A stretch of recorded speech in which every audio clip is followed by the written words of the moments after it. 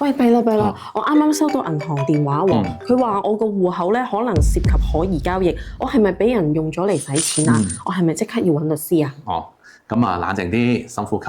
咁啊呢啲問題咧就喺香港其實每日都有發生㗎，可能都幾百人嘅。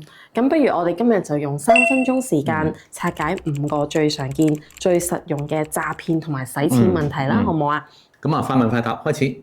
好，俾人呃咗錢，一定要揾律師先追得返，我報警就得啦，警方就會幫我追到錢㗎啦。咁又唔係，詐騙咧就分做2部分嘅，刑事部分警方會調查、拘捕、檢控；民事部分咧可能你要自己揾律師，咁啊入稟去追錢啦。即係警方負責拉人，但係唔會幫我打官司追錢。係啦，冇錯，正確。咁尤其是啲跨境戶口啊、平台啊呢啲咧，咁就啲資金流動啊比較快啊，咁啊要律師介入處理㗎啦。第二，我即刻想凍結對方戶口，警方快定係法院快？咁我認為警方係最快嘅，因為警方咧就可以發出呢啲不反對通知書啊。咁啊，銀行收到咧，往往咧都會即時凍結啲可疑戶口嘅。咁法院咧？咁啊，法庭命令啊長期凍結啦，咁啊會查到記錄啊，亦都可以處理啲複雜嘅法律程序啦。咁但係要揾律師幫手。咁實際上咧最有效嘅方法，我認為咧就首先通知警方凍結咗戶口，同步咧就啟動呢個民事嘅程序，雙軌並行咁啦。第三，如果騙徒喺外國，我喺香港告佢有冇用啊？睇情況啦，有用嘅。如果騙徒咧喺香港有資產，例如有銀行戶口啊、投資帳戶啊，咁甚至喺香港有啲虛擬貨幣嘅交易戶口咁樣啦，咁香港法庭咧都可以直接去處理呢啲在岸資產嘅。咁如果啲錢已經轉咗去新加坡啊、內地啊，咁點咧？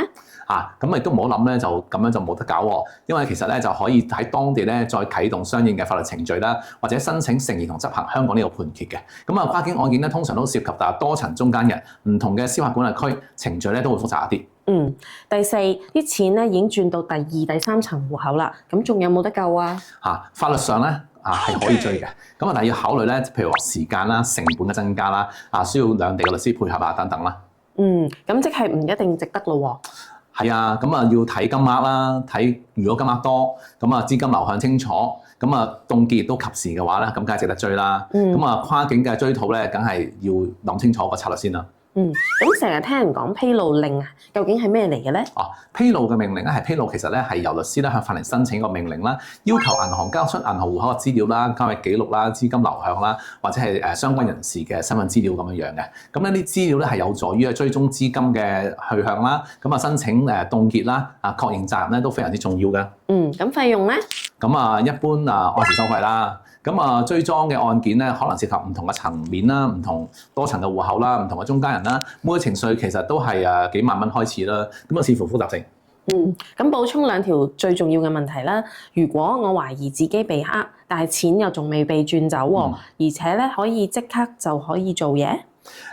可以，咁啊梗係越快越好啦。咁律師可以即時協助通知銀行啦、警方啦，甚至係申請準備呢個緊急嘅申請命令啊、臨時禁制令啊、披露命令咁樣啦。咁詐騙案件入邊時間就係金錢啊嘛。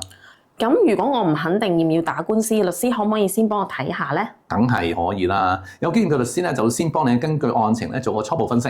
咁資金嘅流向啦、各方人身份啦、跨境因素啊等等啦，再建議你咧係咪值得啟動呢個民事程序啦，唔好花啲冤枉錢啊嘛。所以今日咧呢幾條快問快答咧，希望幫到你哋咧喺最混亂嘅時候，知道第一步應該要點樣做啊。冇錯，詐騙案件同埋洗錢案件啦，速度啦、策略啦、程序咧都好重要。保持警覺先係做好第一條防線。有唔明，揾律師。